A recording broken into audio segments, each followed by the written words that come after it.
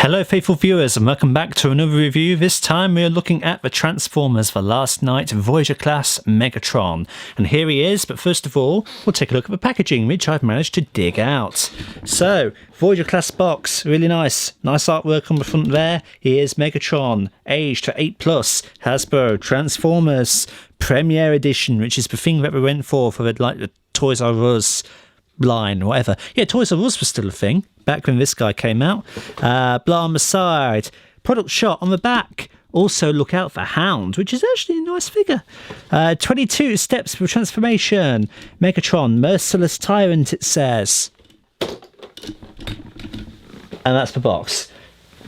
Let's take a look at the figure. This figure, let's just get this out of the way, straight out of the bat. This figure's amazing. This figure, I will go on a whim and say it's the best movie Megatron to have ever been made. Not the Leader Class version, not any other version, not even the Revenge of the Fallen Studios series, which we'll compare later. This guy, top tier. His engineering blows my mind. When I saw that this figure existed and when I researched him back in 2017, like, my head exploded with how good he is. He is a black and gold Cybertronian jet. He's very slim in profile, it appears here. You've got a very slim and sleek nose cone, a wide back end to him, but it gives a really nice and really cool looking vehicle aesthetic to it. You can see on the top here there is some weapon storage. It's quite loose. This axe blade thing plugs slightly in. That could be a little bit better, a little bit more secure, but as it is, you know, it'll do. This has some cool detailing to it. A little bit sharp points to it. It's got some grooves down the length of the blade there. Some little cutouts on the handle. He holds it really well. It's sick. But we'll pop that to the side because there isn't much to gloss over with that. So coming back to the jet, we can see once again primary colour is black. You've got some gold like rib effects kind of there, some highlights to the wings there. The cockpit is primarily gold, painted over some translucent red plastic, which is a little bit unfortunate. I'd have liked to have seen for more of the red bleed through there, but whatever, it's not a great big deal. You've got some bluey silver thrusters right there. Now coming to the underside, we have talked before about how well robot junk is hidden. I think for the most part it is. I mean, you can tell what is what. These are the shoulders, you've got the feet on the underside of the wings here, you've got the arms coming here, but it does a decent job of hiding it. And in terms of the head, you know, if you're not looking too carefully, then you probably wouldn't be able to tell that that's the head. So it does a good job. Overall, it does a good job. And I think it is a very sexy vehicle mode. And I do use that word because that is a good way to describe it. It looks excellent. Coming down to transformation, man. And I love the way that this thing transforms. This is what sells me on this over than the Leader Class figure, which I think is just a bit of a mess, honestly. If you're going to get a version of this guy, get this one. So, to begin with, for the transformation, you want to be actually starting with these thrusters here. You want to, and it's weird because of the angle I'm doing this at, you want to just get your fingers in and pull them up there, because everything is tied together so well here. In order to loosen anything up, you want to begin with these. It's imperative that you start with these. So lift them up, then lift them to the side like that, and you can take these bits, fold them around, just like that. Once that's out of the way with, you can then just manoeuvre the wings out of the way just to provide a little bit of clearance. Come to the underside and just detach these skirt pieces from essentially the wrists. Fold them down like that, and that allows this to go free and limp. Just fold it up just for a minute. We'll come back to it. Next, let's work on the legs. So if we tilt our camera up, let's bring the wings back down and then lift the heels up a bit and then push them that way. They are tabbed to the underside of the wings. The tabs are there, very hard to see, but they do tab in essentially to the heels. So you want to come into there, rotating the leg so that the knee is facing this way. Then rotate the foot at the ankle like that, and then come and take the wing and fold it round the back of the leg so it tabs on to the outside, just like that.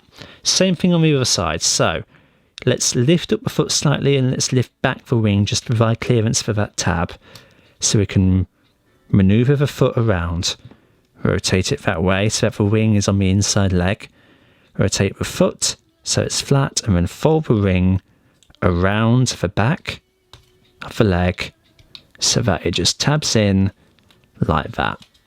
Plonk him down, and there his leg's done. We can now fold these skirt pieces down all around.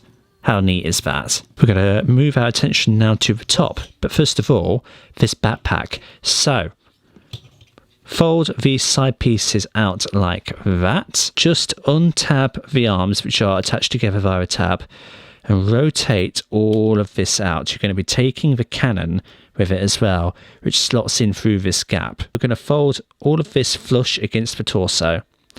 We're going to connect these back round to fully form the chest. That's excellent. I love that. And then we're going to take the cockpit and we're going to fold it all the way onto his back like that. We're going to go to the arms. We're going to rotate the hands out from the inside. So get a nail in there, of which I don't have many at the minute. I might actually use his sword yet. Ah, there we go. Just like that. Take his fusion cannon, rotate that up, and then fold the barrel out like that. That's excellent. And on this arm as well, get a nail. Try and get some grip on the armor plating that is on his wrists. And just fold out the hand like so. And then twist his head round, and that is Megatron transformed into a stunning looking robot mode. This guy is fabulous, mainly because there is no kibble on him. Yes, you've got basically this nose cone, but it incorporates so flush against his back that he practically has no backpack whatsoever. The leader class cannot say the same because it's basically got half the jet on his back. This has basically nothing. This is beautiful. You've got the wings, which are incorporated seamlessly into the legs. I mean, I think that's just so clever, the way that they wrap around there and basically become his calves. The way that the chest is formed from the back end of the jet, how you have to spread it out and then it just folds round and clamps back onto the chest. It's very similar to Kingdom Cyclonus in that regards, but this is just so much cooler, for lack of a better term. The fusion cannon folds up and rotates seamlessly into the jet's body. That's brilliant. He doesn't have, unlike the leader class, again, I'm going to draw comparisons. The leader class has basically the entire front end of the jet on his arm. This doesn't. Look how just seamless and beautiful that is. I just think that the transformation on this guy is splendid. Absolutely splendid. We'll zoom in and we'll have a look at some of his detail. And look at that sculpt work. That's gorgeous. Now, the only thing that this figure can't really do is he doesn't have the faceplate. The leader class does have this, where you can fold his mouth up, close those buckets, I suppose, on the side of his head, and you can make the faceplate that he does have in the film. You can't with this, but it's not a big loss, honestly. Just because look at that. Look at how beautiful of a head sculpt that is. You've got red translucent detailing on there. I don't think he has light. No, he doesn't have light piping. You've got bare teeth. You've got that stuff on the side. Just, it's awesome. You've got a Decepticon symbol right there. His chest is sculpted magnificently as well. You can see all of that detailing all over. It gives him a real medieval aesthetic, which was the whole idea of the film, but it really, really works for him. You've got an asymmetrical kind of design here with a sticky outy bit there and not so much on that side. That's true of Megatron since Revenge of the Fallen, honestly. In that film, he had an asymmetrical kind of look. Coming down, you can see that the gold highlights really just make this figure pop. The fusion cannon, as detailed before, really nicely sculpted, really nicely incorporated into the figure's transformation. Some nice gold accents on that as well. We come down further, you can see these skirt pieces, which just adds to the general aesthetic that he's going for. They look really cool on him. They don't get in the way at all. They are articulated enough so that articulation is not hampered in the slightest. We carry on down. You've got some nice silver knee pads for him. As I said earlier, the wings and their incorporation is brilliant. And then he has some like three-toed feet. Occasionally he can be a bit of a pain to stand up, but more often than not, once you get him in a really good position, he's really pleasant to stand.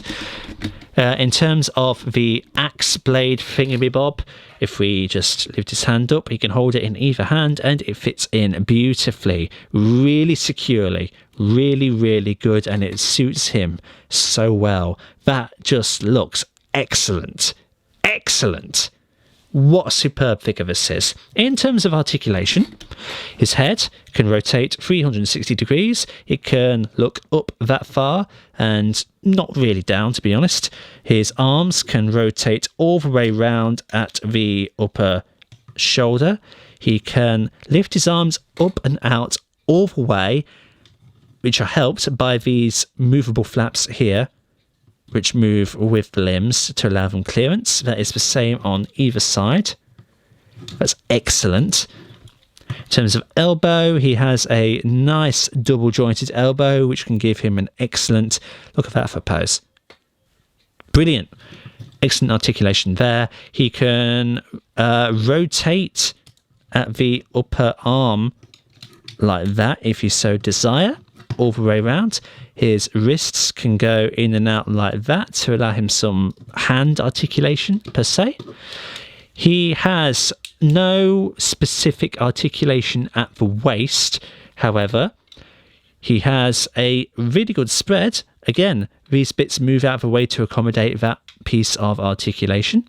He can bend his legs up that far for a good kick, and it's a little bit tight because I don't really do this a lot with him.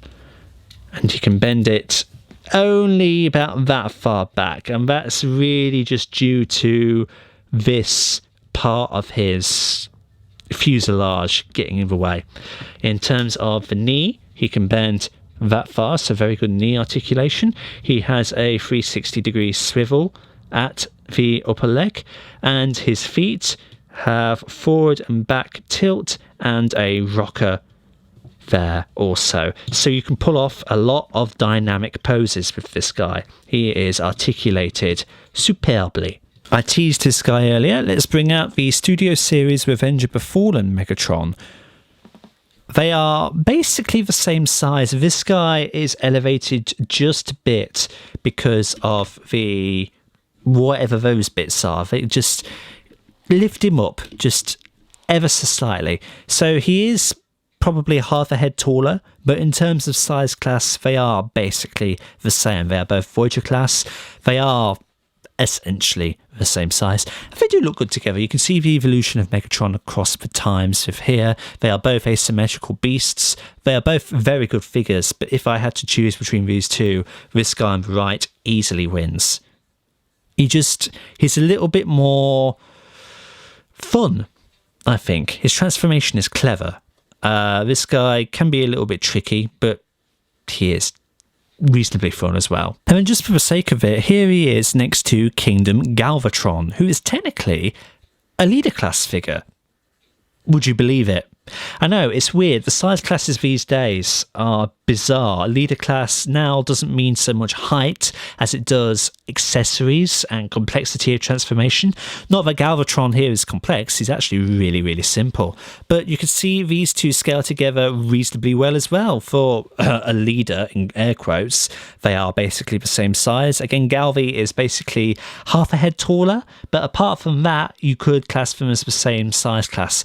And it's just interesting seeing these two together. They don't necessarily complement each other when on the same shelf, because their aesthetic is completely different, but it is just cool seeing basically two generations of the same figure next to each other. So there we go, that is the Last Night Voyager class Megatron. What more can I say? This guy is an A-star figure. Get him, get him, get him if you possibly can. I cannot recommend him highly enough. This, I think, is the best Megatron figure to have come out in recent history. You know, like the first movie leader class is what it is. The second movie leader class is forgettable. The Voyagers from those two films are also quite forgettable. The Dark of the Moon Megatron we've covered on the channel already. You can see my thoughts on that in the top corner. The Age of Extinction Galvatron I've not handled before, so I couldn't comment on him. And then you've got this guy, who is a beast. Get this one over the leader class figure because you'll have a lot more fun with this one. His engineering is so superior and it is so intricately thought about. It's such a blast to play with. He looks beautiful on a shelf and he is a very valued part of my collection. Get this guy. 10 out of 10. Thank you everybody so much for stopping by and checking out this review. Like and subscribe if you haven't already and share it around to help out the channel. And until the next time, see y'all later.